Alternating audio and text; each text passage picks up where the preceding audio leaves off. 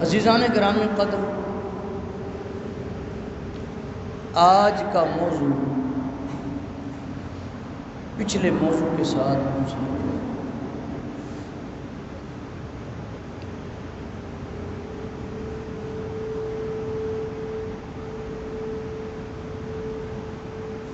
موضوع پچھلے جمعے پہ تھا الحمدللہ رب العالمین، تمام تعریفیں اس اللہ کے لیے جو پالنے والا ہے سب جہان کا۔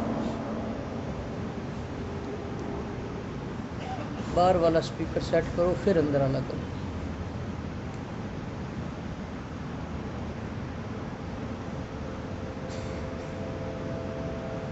لفظ اللہ پر بات چل رہی تھی کہ لفظ اللہ کا پہلا حرف ساکن ہے۔ لفظ اللہ کا پہلا حرف ساکن ہے۔ عربی قانون یہ ہے کہ جس حرف کو پڑھنا ہو اس سے پہلے حرف پر حرکت لاتے ہیں ہجا کرنے کے لیے یا اس کو پڑھنے کے لیے۔ دوسرا یہ ہے کہ اس کو حرکت دیتے ہیں، اس کو حرکت دیتے ہیں۔ دو ہی قانون ہیں، یا تو ساکن ہوگا تو شروع میں حرکت لائیں گے، یا وہ خود متحرک ہوگا۔ اور الف پر جب بھی حرکت آ جائے الف الف رہتا ہی نہیں، وہ حمزہ بن جاتا ہے۔ الف الف نہیں رہتا، وہ حمزہ بن جاتا ہے۔ اب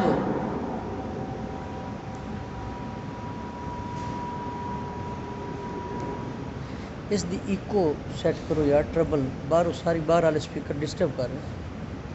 ایکو اس دی بند کرو۔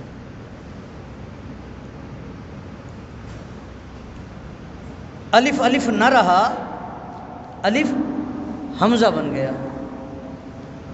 اور جب حمزہ پڑھنے کی طرف جاتے ہیں تو قانون یہ ہے کہ حمزہ اصل میں امزہ تھا۔ حمزہ اصل میں امزہ تھا۔ یہ دیکھیں نا، ہم نے پڑھنا ہے با، جب با کا جوڑ کریں گے تو با زبر الف با، جیم زیر یا جی میم ساکن جیم۔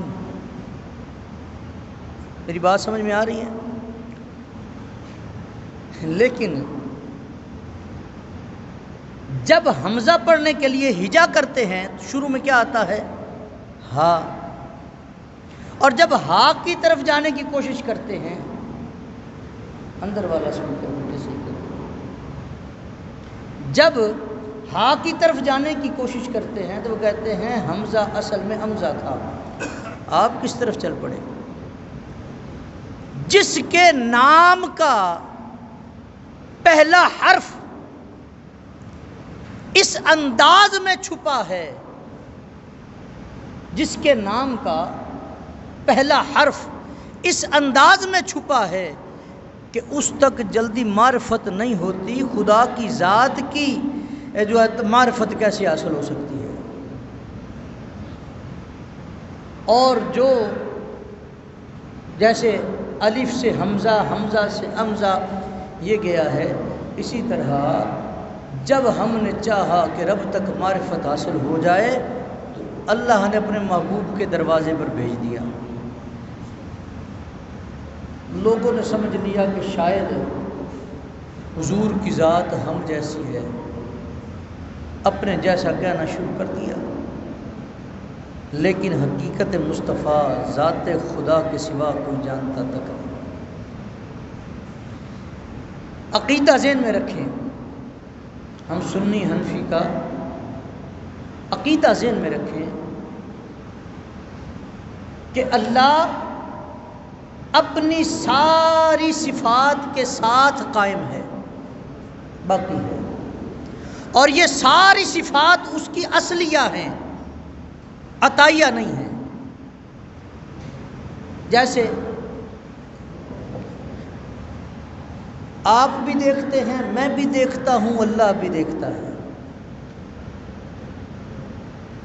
اسی طرح اولیاء بھی دیکھتے ہیں، انبیاء بھی دیکھتے ہیں، لیکن اللہ بھی دیکھتا ہے۔ اللہ کا دیکھنا ذاتی ہے اور اپنی وسعت و کمال کے ساتھ ہے، اور ہمارا دیکھنا عطائی ہے اور محتاجیوں کے ساتھ ہے۔ ہر ایک کی ایک لمٹ ہے، ہر ایک کی ایک حد ہے۔ کوئی دیوار تک نہیں دیکھ سکتا، چشمے کا محتاج ہے۔ کسی کو وہ چاہے تو 30 میل دور سے نظر آ جاتا ہے۔ پیارے موسیٰ کلیم اللہ علیہ السلام علی نبینا، آپ جب طور پر گئے نا تو تجلی کو پڑھتے دیکھا تو آپ کی نگاہ کا یہ عالم ہو گیا کہ 30 میل دور اگر زمین پر چونٹی رینگتی تھی تو اسے پیارے کلیم دیکھ لیا کرتے تھے۔ پیارے کلیم اسے دیکھ لیا کرتے تھے۔ 45 کلومیٹر بنتا ہے۔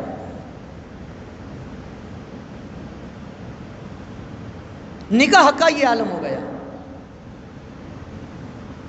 اور رب کا تو کمال ہر ذاتی ہے۔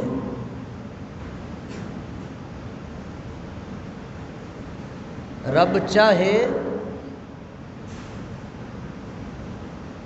تو جنت کو سجا سکتا ہے، ایسا ایسا درخت لگا سکتا ہے جس کا سایہ 500 سال عربی گھوڑے کی مسافت ہے۔ ایک آسمان سے دوسرے آسمان کے درمیان کا فاصلہ 500 سال عربی گھوڑے کی مسافت۔ ایک آسمان کی موٹائی 500 سال عربی گھوڑے کی مسافت۔ آسمان کو ستاروں سے، سیاروں سے مزین کیا، اسے مزین کر کے کہکشاؤں میں تبدیل کیا، کہکشاؤں سے کائنات کو بھر دیا، جس تک آج تک کبھی انسان پہنچ سکا نہیں۔ یہ اس کا ذاتی اختیار ہے۔ اتنا بڑا آسمان بغیر ستون کے کھڑا ہے، بغیر ستون کے کھڑا ہے۔ وہ ایسا حی و قیوم ہے، وہ چاہے بغیر ستون کے اس کو کھڑا رکھ سکتا ہے، پانی پر مٹی کو ٹھہرا سکتا ہے، پانی پر مٹی کو ٹھہرا سکتا ہے۔ یہی تو اس کی شان ہے۔ لیکن جب عطا کرنے پہ آتا ہے تو ایسے بھی عطا کرتا ہے۔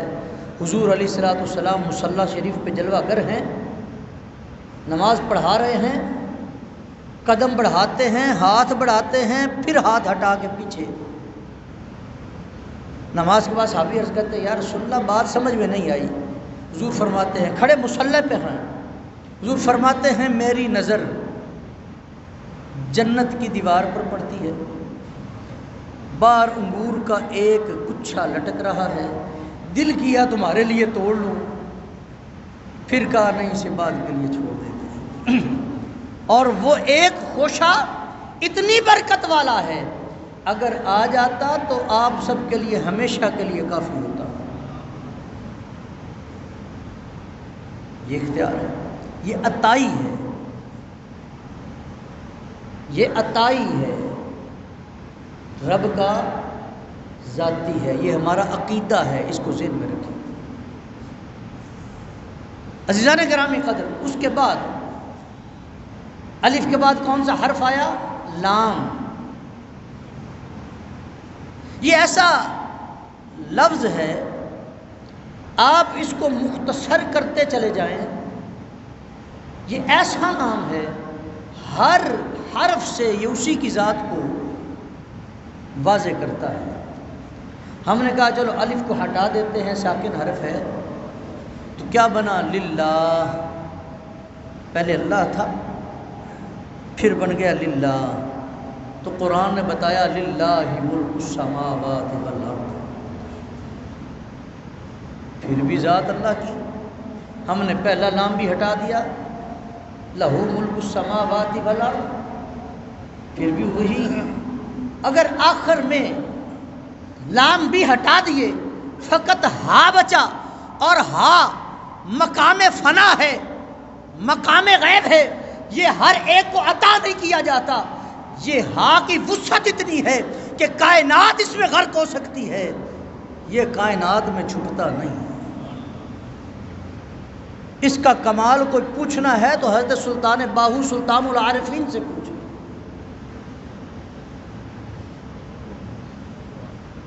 کوئی جا کے ان سے تو پوچھے. آپ ہمیں نہیں کہتے الف اللہ تے چمبے دی بوٹی مرشد من میرے وچ لائی ہو. یہ ہو وہ ضرب ہے جو دل کو جلا بخشتی ہے، جو روحوں کو پاکیزہ کرتی ہے، جو کائنات کی وسعتوں کو اور کائنات کے رازوں کو اس دل پر، اس قلب پر منکشف کرتی ہے، اور بندے کو وہ پایا استقامت دیتی ہے کہ وہ اپنے رب کے قریب ہوتا چلا جائے. آپ کسی آستانے پہ چلے جائیں، وہ کیا ذکر دیں گے؟ اللہ ہو، اللہ ہو. یہ جو ہو ہے یہ اسی کا تو وصف ہے. یہ وہ پردہ ہے جس کے سرکتے ہی بندہ اپنے آپ کو اپنے رب کے سامنے حاضر پاتا ہے. لیکن ہر ایک سے یہ سرکتا نہیں. مقام فنا ہے نا، تو خود کو مٹانا پڑتا ہے، خود کو مٹانا پڑتا ہے. عزیزان گرامی قدر، رب کہتے ہیں الحمدللہ رب. رب کسے کہتے ہیں؟ رب کہتے ہیں پالنے والے کو. رب کہتے ہیں پالنے والے کو. پالنے والے تو کئی ہیں، اماں بھی پالتی ہے، ابا بھی پالتا ہے، استاذ بھی پالتا ہے، شیخ بھی پالتا ہے، آپ جس کے پاس کام کرتے ہیں وہ بھی پالتا ہے. پالنے والے تو بہت سارے ہیں. پھر یہاں پر کس کا ذکر ہے؟ اگر آیت پر غور کریں تو سمجھ میں آتی ہے الحمدللہ رب العالمین. اس اللہ کی تعریف کی جا رہی ہے جو پالنے والا ہے جہانوں کا، صرف تیرا اور میرا نہیں، عالمین کا پالنے والا ہے. ایک جہان ہے دیکھنے والوں کا، بینا کا، ایک نابینا کا جہان ہے، ایک سننے والے کا، ایک بہرے کا. ایک جہاں کہ جب ہمارا ذکر بینا تھا تو وہ اس کا بھی مالک و خالق تھا. ایک وہ جہان آیا جس کو عالم ارواح کہا جاتا ہے، وہ اس کا بھی مالک و خالق اور رب ہے. اس کے بعد وہ تمہیں پالتا رہا، پالتا رہا، پالتا رہا. کروڑوں سال گزر گئے، وہ تمہیں پال رہا ہے، پھر وہ تمہیں منتقل کرتا چلا گیا.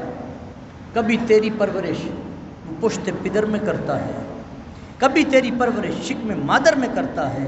دنیا میں تو آیا، سمجھ آ گئی کہ اللہ نے اولاد کے رزق کا ذریعہ ماں کے سینے کو، ماں کی چھاتیوں کو رکھا، لیکن پیٹ میں کون سا ذریعہ تھا؟ یہ کون سا فیڈر تھا جو فیڈ دے رہا تھا پیٹ میں؟ تو ماننا پڑے گا جو جس جہان میں ہے، جو جس جہان میں ہے، رب اس کا پالنے والا ہے. یہ اس کا ذکر ہو رہا ہے. پتھر بند ہے، پتھر میں کیڑا ہے. جب وہ شک ہوتا ہے تو اس کیڑے کے منہ میں سبز پتا، اس کیڑے کے منہ میں وہ سبز پتا اسے ملا کہاں سے؟ بھئی پتھر تو بند ہے، پتھر کو توڑا گیا، اس میں سے کیڑا نکلا، کیڑے کے منہ میں پتا ہے. جو اس کیڑے میں رزق دے رہا ہے وہ تمہیں اور مجھے بھی رزق دینے پہ قادر ہے. ایسے ایسے حشرات موجود ہیں جو ہماری آنکھ میں نہیں آتے، کئی اپنے حجم کے اعتبار سے، حجم کے بڑے ہوں، اور کئی اپنے چھوٹے ہونے کے اعتبار سے، کثافت کے اعتبار سے وہ آنکھ میں نہیں آتے۔ بہت سارے بیکٹیریا ایسے موجود ہیں۔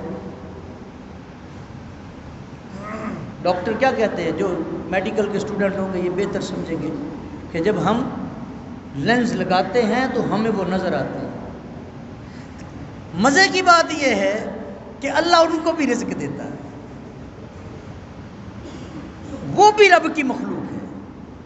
کیڑے مکوڑے آنکھوں میں نہ آنے والے، ہاتھی اور بلو بہیل، وہ سب کا خالق ہے، سب کا مالک ہے۔ ظاہر کا ذکر کرتے چلے جائیں، باطن کا ذکر کرتے چلے جائیں، پردوں کے اندر جو ہے ان کا ذکر کرتے چلے جائیں، حتیٰ کہ کوئی جب ہم کہتے ہیں نا، کوئی لوگ کہتے ہیں مر کے مٹی میں مل گیا، بلکہ اللہ فرماتا ہے کہ جب کوئی بندہ میرے رستے میں جان دیتا ہے اسے مردہ نہ کہو بلکہ وہ زندہ ہے، بل احیاء عند ربہم یرزقون، وہ اپنے رب کے ہاں سے رزق بھی کھاتا ہے۔ قبر میں نے اپنے ہاتھوں سے بند کی، مٹی بھی کسیوں کے ساتھ ڈالی، بک بھر بھر کے مٹی پائی۔ جب ہمیں تسلی ہوگی نا کہ اب نہیں نکلتا، ہم پھر وہاں سے چلے۔ لیکن رب کی ذات کے قربان جائیں، وہ فرماتا ہے میں اس کا بھی خالق ہوں، اس کا بھی رازق ہوں، اس کو بھی رزق دیتا ہوں۔ قربان جائیں اس کی عظمت۔ کس عالم کی بات کریں گے؟ حضرت عبدالعزیز دباغ لکھتے ہیں، آپ فرماتے ہیں جب اللہ کسی کو اپنا پیارا بناتا ہے نا، جب کوئی اللہ کا ولی ہو جائے، اللہ اسے سب سے پہلے کشف القلوب اور کشف القبور عطا کرتا ہے۔ قبر پہ وہ کھڑا ہوتا ہے، قبر والے کا حال اس پر کھل جاتا ہے۔ کوئی اس کی خدمت میں آتا ہے تو اس کے دل کا حال اس پر کھول دیا جاتا ہے۔ میں یہ نہیں کہہ رہا وہ پہلے ہی جانتا ہے، وہ جب آتا ہے کھل جاتا ہے، وہ کہیں توجہ کرتا ہے، میرا اللہ اس کی معرفت عطا کر دیتا ہے، اور اس کو یہ ایک تو ہم جہان دیکھ رہے ہیں، ایک باطن کا جہان ہے، پھر وہ اس کی سیر کرواتا ہے۔ آج تک جو ہم نے عجوبے دیکھے ہیں، جن کو یہاں پہ زمین پر عجوبہ کہا جاتا ہے، وہ تو مختصر سے ہیں، لیکن جو عجائبات ہیں روحانی دنیا کے، اور وہ ایسے ایسے عجائبات ہیں کہ اگر شیخ کامل کا ہاتھ نہ ہو پیچھے، بندہ وہاں پہ ڈگمگا جائے۔ اور آخری بات، بہت ساروں کو شیطان نے اسی وجہ سے گمراہ کیا۔ اس نے جب دیکھا، کمالات دیکھے، وہ پتہ نہیں کس خوشی میں کس مقام پر اپنے آپ کو لے گیا، شیطان آیا، اس نے کہا تو اب بڑے کمال کو پہنچ گیا ہے، اب تو نماز پڑھ یا نہ پڑھ بس ٹھیک ہے، روزہ رکھ یا نہ رکھ، تجھے تو بڑا کمال مل گیا، واہ واہ واہ۔ بہت ساروں کو شیطان نے بھٹکایا، وجہ کیا ہے؟ شیخ کامل کا ہاتھ پیچھے نہیں ہے، شیخ کامل کا ہاتھ پیچھے نہیں ہے۔ دعا ہے اللہ ہمیں صحیح معنوں میں اپنی ذات